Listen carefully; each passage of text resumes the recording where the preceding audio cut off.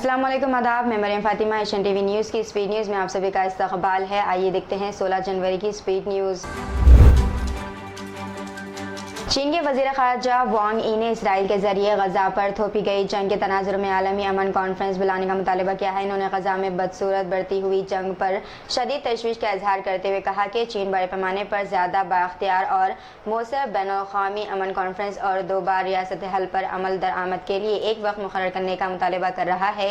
इन्होंने आलमी बरादरी को गैर दलालते हुए कहा है कि इन्हें खत्ते की ममालिक के जायज़ तहफ़्फ़ुज़ात को गौर से सुनना चाहिए। ग्रैंड ओ कस्बा आइसलैंड के जुनूब मगरिब में आतिश फशां फटने से यहाँ के कई मकानात बुरी तरह तबाह हो गए हैं। इस ज़िमन में आज बेशतर मकानात खाली करवाए गए हैं। आइसलैंड के सदर गिदनी जोहानसन ने कहा है कि मुल्क कुदरत की ज़बरदस्त क़ुव्वत से नबर आज़द है।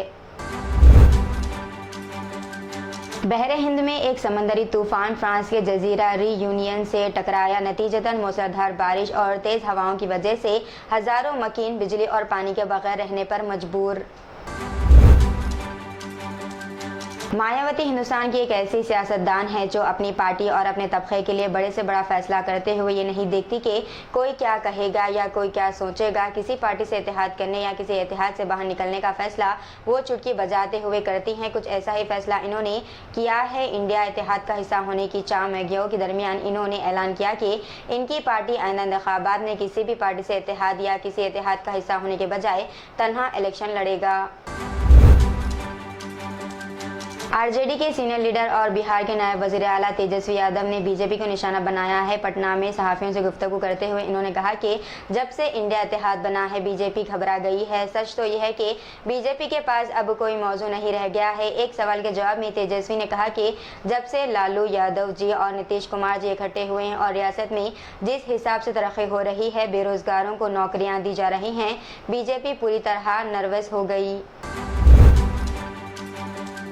इराक़ के नीम खुद मुख्तार इलाका कुर्दिस्तान की दारकूमत अरबिल शहर पर ईरान के पासदार इनक़लाब कवर IRGC के मिसाइल हमले में 4 अफराद हलाक और 6 ज़ख्मी हो गए। कुर्दिस्तान इलाक़ाई सलामती कौंसिल ने एक बयान में कहा कि अरबिल में आबादी वाले शहर इलाकों पर बैलिस्टिक मिसाइल दागे हैं।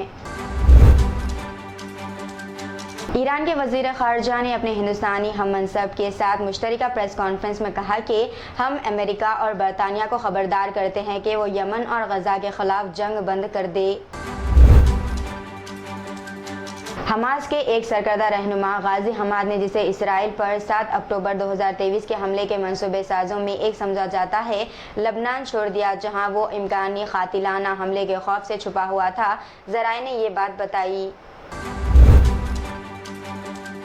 बजट कैरियर इंडिया एक्सप्रेस ने हैदराबाद, हिंदुस्तान और सऊदी अरब की दारकूमत रियाज के दरमियान नई बराह रास्त परवाज़ें शुरू करने का ऐलान किया। राजीव गांधी बैनुल-अक़वामी हवाई अड्डा हैदराबाद से किंग खालिद बैनुल-अक़वामी हवाई अड्डा रियाज के लिए बराह रास्त परवाज़ें 2 फरवरी से शुरू होंगी। इस रूट पर एयर इंडिया एक्सप्रेस हफ्ते में 3 दिन यानी कि पीर, चारशंबा और जुमे को चलाई जाएंगी।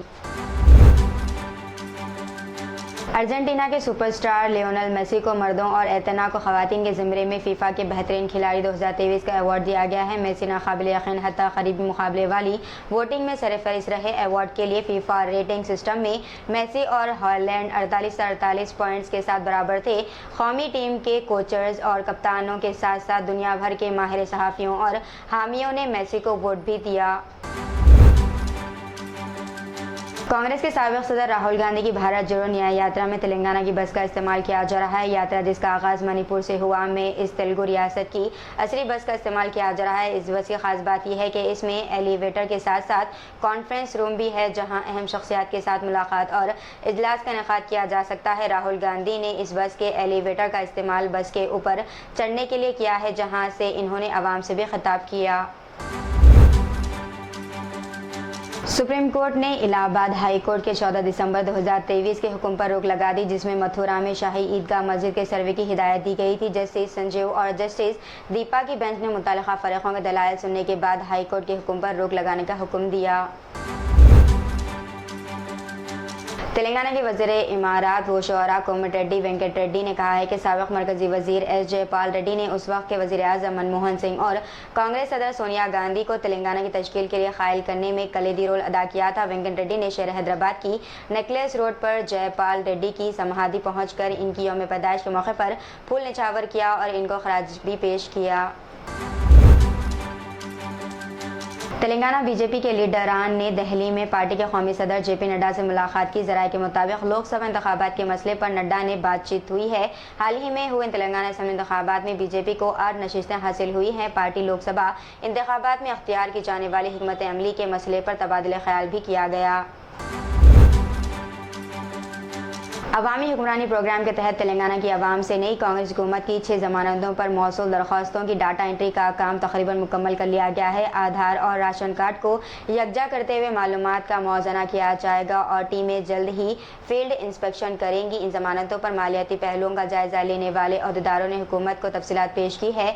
समझा जाता है कि हुकूमत 200 यूनिट मुफ्त बिजली और 500 रुपये में गैस सिलेंडर की स्कीम जल्द शुरू करने पर गौर करेगी।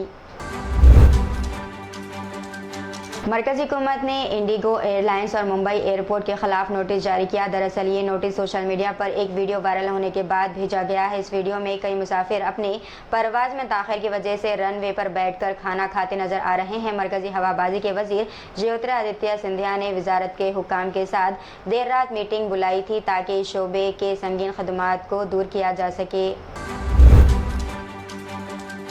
आंध्र प्रदेश के ज़िले मगरबी गोदावरी में एक ख़ानदान ने अपने नए दामाद के लिए 250 अक़साम के ग़िज़ाई अशिया तैयार करते हुए इसको हैरत में डाल दिया। तेलुगु रियासतों तेलंगाना और आंध्र प्रदेश में अहम माने जाने वाले संक्रांति त्यौहार के मौके पर मेहमानों की ज़ियाफ़त की जाती है। इस त्यौहार के मौके पर दामाद को मद्दो करने की भी रिवायत है। ज़िले के राजावरम गाँव से तारुकने वाले के नागेश्वर और इनकी बीवी ने अपने दामाद के लिए तकरीबन 250 अक़साम के डिशेज़ की तैयारी का काम किया। हाल ही में नागेश्वर राव की बेटी की शादी हुई थी। तेलंगाना के ज़िले रंगारेड्डी में कत्ल की वारदात पेश आई है। ज़िले के नारसिंगी पुलिस स्टेशन हदूद में जंगैया नामी वॉचमैन का कत्ल कर दिया गया। बताया जाता है कि चौकीदार और मिस्त्री के दरमियान झगड़ा जंगैया के कत्ल का बाज़ बना। बताया जाता है कि मामूली मसले पर इन दोनों में झगड़ा हुआ, जिसके बाद मिस्त्री अर्जुन ने हालत नशे में जंगैया पर हमला करते हुए इसका कत्ल कर दिया। संक्रांति के मौके पर साथी खवातीन के साथ खेल के दौरान अचानक दिल का दौरा पड़ने से गिर पड़ने के नतीजे में एक खातून की मौत हो गई है। वाक़ा तेलंगाना के ज़िले करीमनगर का लुवालू गांव में पेश आया है। तफसीलात के मुताबिक गांव की यूथ एसोसिएशन के ज़ेरे एहतमाम रंगोली के मुकाबले मुनक़िद किए गए थे, जिसके बाद ये अफसोसनाक वाक़या पेश आ गया। कांग्रेस के सीनियर लीडर दिग्विजय सिंह ने आज एक बार फिर अयोध्या में श्री राम मंदिर के मामले पर भारतीय जनता पार्टी यानी कि बीजेपी पर हमला बोलते हुए कहा कि कांग्रेस ने कभी राम मंदिर की मुखालिफत नहीं की, लेकिन बीजेपी को सिर्फ ये मुद्दा हिंदू मुस्लिम का बनाने के लिए मस्जिद गिराना था। तेलंगाना के जिले सिद्दीपेट में पेश आए सड़क हादसे में एक शख्स हलाक और दीगर 3 शदीद जख्मी हो गए। हादसा जिले के हसनाबाद के करीब उस वक्त पेश आया जब एक तेज रफ्तार कार चलाने वाले ने इसका तवाज़ुन खो दिया और ये कार उलट गई। हादसे का मंजर दूसरी गाड़ी के डैशबोर्ड कैमरे में कैद हो गया। हैदराबाद में मटन खाने के मसले पर हुए झगड़े में एक नौजवान की जान चली गई। सिकंदराबाद इलाके में वाक़या पेश आया। ज़राए के मुताबिक गोल हाई बस्ती के रहने वाले चारी और राजय ने शराब नोशी की, जिसके बाद इनके दरमियान मटन खाने के मसले पर झगड़ा हुआ। बरहमी के आलम में अजय ने चारी पर चाकू से हमला कर दिया, जिसके नतीजे में इसकी मौके पर ही मौत हो गई। पुलिस ने इस सिलसिले में केस दर्ज कर लिया है। अयोध्या में राम मंदिर के इफ्तिताह से पहले तेलंगाना के सीएम रेवंत रेड्डी ने इस तनाज़े पर अपने ख्यालात का इजहार किया जो 4 शंकर आचार्य के 22 जनवरी के प्रोग्राम में शिरकत न करने का फैसला करने के बाद पैदा हुआ था। इन्होंने मीडिया से बात करते हुए कहा है कि राम मंदिर तमाम हिंदुओं का है। इन्होंने ये भी कहा कि भारतीय जनता पार्टी बीजेपी मजहबी सियासत में मसरूफ़ है। इफ्तिताह से कुछ दिन पहले तेलंगाना के वज़ीर आला ने जिक्र किया कि वो तेलंगाना के भद्राचलम में राम मंदिर जाते थे और अयोध्या में राम मंदिर से कोई फ़र्क नहीं पाया। सुप्रीम कोर्ट ने गुजरात यूनिवर्सिटी की तरफ से दिल्ली के वज़ीर आला अरविंद केजरीवाल और आप के रुकने पार्लियामेंट संजय सिंह के वज़ीर आज़म नरेंद्र मोदी की तालीमी काबिलियत के बारे में इनके मुबैना रिमार्क्स के खिलाफ दायर की गई हतक इज्जत की शिकायत पर ट्रायल कोर्ट के सामने कार्रवाई पर रोक लगा दी।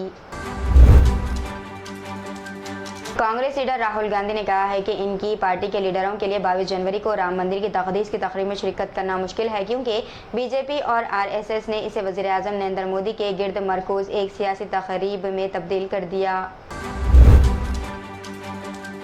तो ये थी नाज़रीन आज की स्पीड न्यूज़। दीजिए इजाज़त, मरीम फातिमा को। मिलते हैं अगली स्पीड न्यूज़ में। तब तक के लिए हमारे चैनल एशियन टीवी न्यूज़ को लाइक, शेयर और सब्सक्राइब करना ना भूलिएगा। अल्लाह हाफिज़।